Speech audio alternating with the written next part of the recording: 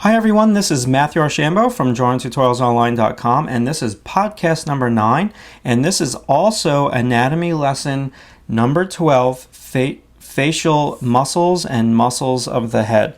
Alright, that was a tongue twister, and all these muscles of the face and head are really a tongue twister. So I basically just finished up with chapter number 1 for members of drawingtutorialsonline.com, where I went over each individual muscle and what it actually does. But in chapter number 2, podcast number 9, what I want to do for all of you is to show you how you can use these muscle fibers. I've spoken about this in a drawing tip of the week, no doubt about it, but as I'm doing it and as it's pretty fresh on my mind, and you can clearly see the muscle fibers on each individual muscle, what I want you to be aware of is using these muscle fibers and the direction that they go in at the same time you're shading. Okay, so what am I talking about? What do I mean? So basically over here we've got this really tough muscle called the orbicularis oris, okay, and we're kind of coming around, we're wrapping down, we're wrapping down, we're wrapping around the mouth. So if you see a little shadow tone over here, you could definitely go in the same motion as the muscle fibers. I think that is a really cool thing to do, and it'll also give your drawings a lot more volume. So let's say over here with this mouth area, I could wrap around, go with the way the orbicularis oris definitely goes. And this is really subtle. I don't know how much this is actually going to show up on the podcast. So now we've got this zygomaticus major over here, this muscle. So I can pull right down from my cheekbone, the zygoma, and I can come on down with these pencil strokes. Now, you got to kind of do it in a way that's subtle. You don't want to go overboard with it. I mean, I probably, if I was drawing this face, first of all, she's in the light. This side of the right side of her face is in the light, so I wouldn't be pressing down too hard on my pencil anyway, but I'm kind of exaggerating a little bit, number 1, so you can actually see it, and number 2, to get my point across. But take it with a grain of salt. You know, you want to do this, but you want to do it minimally. You don't want to overdo it, because then you're going to have a face that looks like a muscle drawing, and you don't want that either. So let's even take this section of the eye. You know, I see a couple clues here. There's a couple of lines on her face. So maybe what I would do is I would go with the lay of the land, the orbicularis muscle, and I'd kind of wrap around. I go a little bit around that way, and it does two things. It kind of gives you a way to shade, and it also creates volume for your drawing as well. Same thing with this forehead, this frontalis muscle. Even though her head is pretty much in the light over here, let's say I was going to shade over here, because this part of her head is a little bit turning into shadow. I would really go with the lay of the frontalis muscle. So I'd come on down, come on down, come on down. Same thing with my temple region, the temporalis bone. You know, the way that I would shade this if I wasn't doing an anatomy drawing that shows all these muscles is I would kind of go with the way the muscle fibers are going. All right, so that's one tip on this podcast number 9 that I think is really a cool thing. It's a little bit more advanced. I think it's something that you could incorporate into your drawings. Yeah, we are doing muscles of the face, and it still applies to all the muscles. So let's say we've got this sternomastoid muscle over here on your neck. And, you know, this could also be a very cool place where you're going to shade down, and I'm going with the lay of the land, the lay of the muscle fibers, and that's going to be the way that my shading lines are going to go. Again, it just adds so much to your drawing. Now, the next little tip that I'm going to give to you guys is, but before I do that, even over here, I mean, I'm seeing more and more of this. I'm seeing how on the inside of this shadow shape of the eye, I would shade this way in class, and it just reinforces to me that, you know, shading with the way the muscle fibers go is just really going to add to the dimension. You know, I'm shading around the orbicularis oculi muscle right over here, and then I'm coming down this levator muscle, going down to this nose lobe, I like to call it. So this would just all kind of gel together, and in one swoop in motion, I got the roundness of these muscle fibers and I've got the vertical of these muscle fibers. So it's kind of neat. Just something to think about. I'm always looking for little tips and tricks to teach to my students new things. I teach a lot in the fall and the spring at the School of Visual Arts, and it's not an easy thing to fill a 6-hour class. It definitely isn't, especially with jaded 18-year-olds. And so I'm always looking for new stuff and new ideas. And this is something that you definitely want to employ in your drawings. Now, let's get into the second idea that I want to give to you guys in this podcast. And the second idea is, let's do this eye. Now, I feel like I'm 14 miles away from this eye because I'm leaning to the right, so my head doesn't get into the camera like that.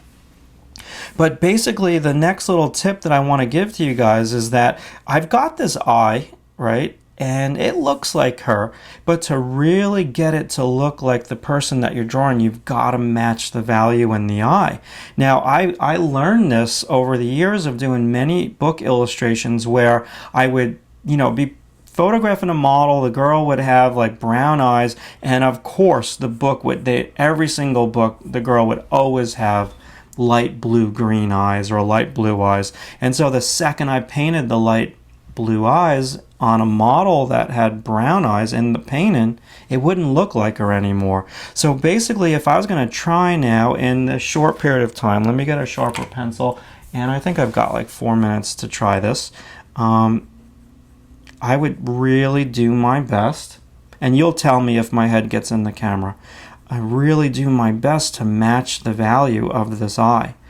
And there's other tricks. I'm looking at the negative space of the white of the eye, and you can treat the white of the eye as a negative space, but just to get it to really kind of hammer home the likeness aspect of this model, I would have to match the value of the iris, okay, and the pupil and the lashes. So let me come on down over here now and let me just match some values. And I don't know if I'm going to be able to finish this in 4 minutes, but basically that's what you guys want to be aware of. So let's say you are doing a portrait, right? And it doesn't quite look like the model that you're drawing, or it doesn't look like, let's say you're doing a portrait of a friend, and for the life of you, you can't figure out why it doesn't look like your friend. Double check to see that you match the values in the eye, in the iris, and the pupil area, and even double check to see that you've matched all the subtle tone and the gradations of the upper eyelid. Maybe the person in the photo was wearing a little makeup, okay, or maybe the person in the photo just has darker eyelids, and everyone has all weird, funky kind of tonal gradations on their skin. So the key to the likeness is the matching of the values, and so just consider that when you're drawing somebody. I considered it all the time when I was doing illustrations. It really didn't matter in an illustration that I got it to look like my reference photos. What mattered was that I made the art director happy, and I made the character look like the character description that I got from the synopsis for the book. That was more important. Making the art director happy was more important. But I do think, it's something that you just want to be aware of. So I can sit here and I can fuss. Let's see how we're doing with time. And so I would just keep fussing with this. And as we get, the darkest thing should be your pupil, and you want your upper lashes to be much darker than your lower lashes. I've mentioned this many times before, not only on the Drawing Tip of the Week, but in my portrait DVD. Okay, so I'm going a little heavy-handed with my lashes just because I'm so far away from this, but I do think that you all get the idea. Now, what I'm going to do next for members of DrawingTutorialsOnline.com is, yeah, that's too lashes. That's too thick. She's going a little Tammy Faye on me over here. So I just kind of tap this, but the gist of it is okay. And now I just kind of come on in with some generic angles and maybe match the value of the white of the eye.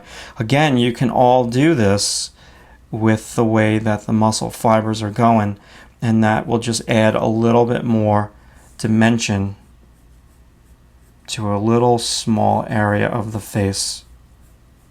Now I'm overdoing the detail over here, no doubt about it. If this was a portrait for somebody, I would not be doing all this detail in the light. A lot of this information would be kept out.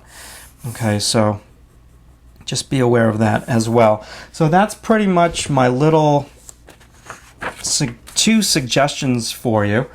And maybe what I'll do is just I'll zoom in ever so slightly.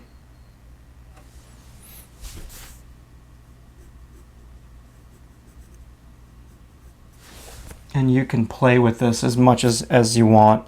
But the general rule of thumb is to keep your lights light, keep your darks dark. And yeah, I'm starting to have fun with this. I just gotta get a little bit closer to it. All right, so what am I doing next for members of drawingtutorialsonline.com? Basically what I'm doing is I'm really starting to dive into the muscles. I've done all the bones. Now it comes time for me to do the muscles. The muscles are a little bit more tedious because I just don't want to do a drawing of muscles. I actually want to show the members how the muscles work. So what I'm going to be doing next is I'm going to do a side view of the head, a little bit of the back as well, and then I'm going to do a couple of screencasts, drawing on top of some expressions, some photographs that I have of like crazy facial expressions, and I'll be drawing the muscles on top of that, showing the members how the muscles actually work. Okay, so I hope that you enjoyed this podcast. Definitely check out my blog. Visit drawingtutorialsonline.com. Click on the blog on the right side and learn some about some new sites that are going to be coming out that I have going on for this fall. And if you're not signed on to my email newsletter, which is basically not necessarily a newsletter, it's just kind of letting you know when I'm posting new videos, visit drawingtutorialsonline.com and sign up. You can it's a double opt-in, so you can unsubscribe anytime that you want if my emails get annoying for you. But it's a good list to be on because I'm going to be letting you know some really cool things that are going to be happening this fall. All right, so thanks for watching, and I'll talk to you soon.